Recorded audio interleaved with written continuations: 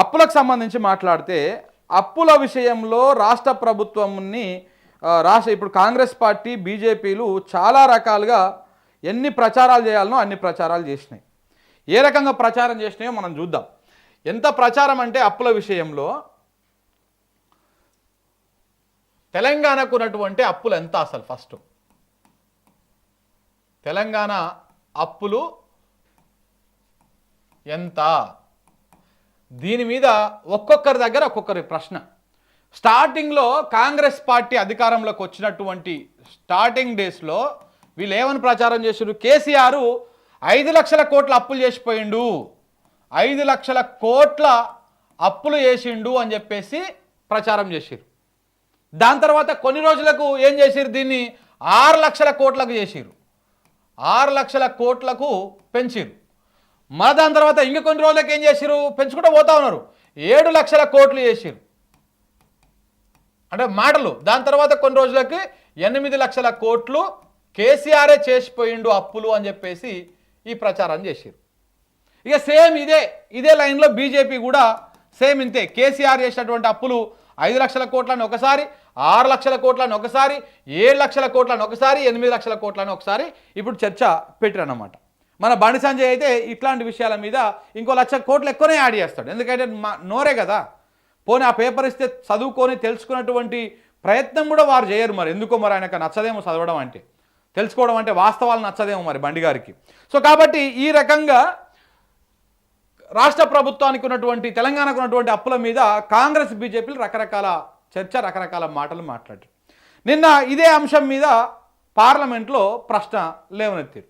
తెలంగాణకు ఉన్నటువంటి అప్పులు ఎంత, కేసీఆర్ టర్ములో చేసినటువంటి అప్పులు ఎంత, ఉమ్మడి రాష్ట్రంలో రాష్ట్ర విభజనతో పాటు ఆదాయము అప్పులు పంపకాల్లో భాగంగా తెలంగాణ రాష్ట్రానికి పడినటువంటి అప్పులు ఎంత, ఈ 2 అప్పుల మీద క్లారిటీ ఇవ్వండి అని చెప్పేసి లోక్సభకు నిన్న అర్జీ వెళ్తే దానికి స్పష్టమైనటువంటి సమాధానం రావడం జరిగింది. చాలా స్పష్టమైనటువంటి సమాధానం.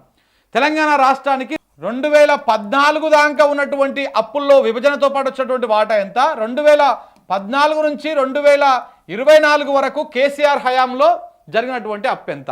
ఒకసారి ఇక్కడ మనం క్లియర్గా చూసుకుంటే మొత్తం అప్పు కలిస్తే ఇగో 2014 నుంచి 2024 వరకు మొత్తం అప్పు కలిస్తే 3,50,000 కోట్లు మాత్రమే. నేను ఆ డాక్యుమెంట్ కూడా మీకు చూపిస్తాను, ఆగండి ఒక్క నిమిషం. అంటే ఒక అబద్ధాన్ని పదే పదే ప్రచారం చేయడం వల్ల అదే నిజమైనటువంటి దాంట్లో చాలా వరకు ఉంటారు. ఒకసారి ఇక్కడ చూస్తే మనము ఇగో ఇది నిన్ననే ఇచ్చిర్రు, నిన్ననే లోక్సభ ఆన్సర్ ఇచ్చింది క్వశ్చన్కి.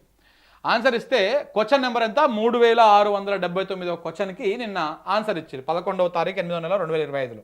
తెలంగాణ రాష్ట్రానికి ఉన్నటువంటి అప్పులు ఎప్పటి నుంచి 2014 నుంచి 2024 వరకు 31/3/2024 వరకు 3,50,520 కోట్లు. ఇంకో 3,50,520 పాయింట్ ఎంత 20.39 కోట్లు.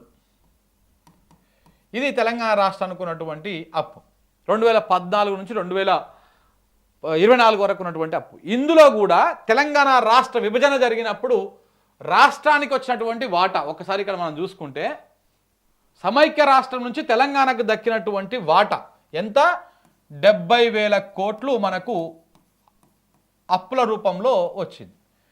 మనకు రాష్ట్ర విభజన జరిగినప్పుడు మన అంటే ఆస్తి అప్పులు పంచుకుంటారు కదా, అప్పుడు మనకు మన వాటా కింద సమైక్య రాష్ట్రం నుంచి మన వాటా కింద వచ్చినటువంటి అప్పు 70,000 కోట్లు. అంటే 70,000 కోట్లని ఇప్పుడు ఇందులోకి వెళ్ళి తీసేస్తే మనకు అంటే ఈ టర్మ్లో స్వయంగా 2014 నుంచి 2024 దాకా అయినటువంటి అప్పు, ఇక్కడ దాకానే రాష్ట్రానికి ఉన్నటువంటి అప్పు. ఇది ఓన్లీ కేసీఆర్ చేసినటువంటి అప్పు, అంటే కేసీఆర్ ప్రభుత్వం చేసినటువంటి అప్పు ఎంత ఇందులో 2,80,000 కోట్లు మాత్రమే. ఇది కేసీఆర్ 10 సంవత్సరాల సమయంలో అంటే 10 ఇయర్స్కి 10 సంవత్సరాలకు 10 ఇయర్స్కి కేసీఆర్ చేసినటువంటి అప్పు 2,80,000 కోట్లు మాత్రమే. ఏది రాష్ట్ర విభజన తర్వాత మనకు 70,000 కోట్ల అప్పు మనకు పంపకాల్లో భాగంగా వచ్చింది. 2014 నుంచి 2024 దాకా కేసీఆర్ చేసినటువంటి అప్పు 2,80,000 కోట్లు. ఇది అసలు వాస్తవం. ఇది మనం చెప్పే ముచ్చట కాదు. ఇది లోక్సభలోనే చెప్పినటువంటి అంశం ఇది. చాలా క్లియర్గా చాలా స్పష్టంగా ఇక్కడ కనపడుతూనే ఉన్నది. ఈ పేపర్ మనం తయారు చేసుకున్నది కాదు. అందులో మిత్యంత, అసలెంత, ఎక్కడెక్కడి నుంచి వచ్చినటువంటి లోన్లు ఎంత, ఇవన్నీ అంతా కూడా చాలా క్లియర్గా స్పష్టంగా ఇందులో చెప్పడం జరిగింది. మరి ఇన్ని రోజులు కాంగ్రెస్ నాయకులు, ఇన్ని రోజులు బీజేపీ నాయకులు, మేధావుల రూపంలో ఉన్నటువంటి కొంతమంది పార్టీకి అనుకూలంగా ఉన్నటువంటి వాళ్ళు, వీళ్ళందరూ కూడా ఏం చెప్పిర్రు? రాష్ట్రం 8 లక్షల కోట్ల అప్పు అయిపోయింది, 9 లక్షల కోట్ల అప్పు అయిపోయింది.